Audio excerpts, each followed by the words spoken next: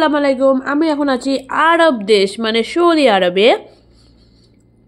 তো ইয়া হাবিবি আমি কি খাচ্ছি দেখো, পুরো হোল চিকেন রোস্ট।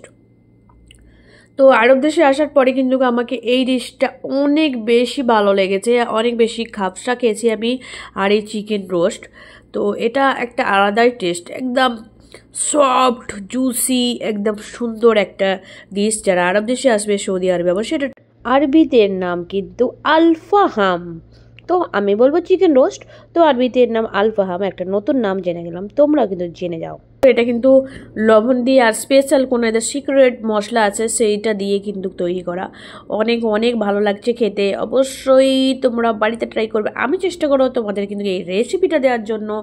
আর এইরকম সুন্দর চিকেন খাবার জন্য রেডি থাকো, আরও আমার সঙ্গে থাকো, আমার ভিডিওতে থাকো, আর বেশি বেশি কমেন্ট করতে থাকো, শেয়ার করতে থাকো। আর অবশ্যই আরব দেশের আরও খাবার নিয়ে কিন্তু আমি হাজির হব। অবশ্যই তোমাদেরকে ভালো লাগবে। খাবার কার না দেখতে ভালো লাগে, খেতেও যেমন ভালো লাগে, দেখতেও কিন্তু অনেক বেশি ভালো লাগে।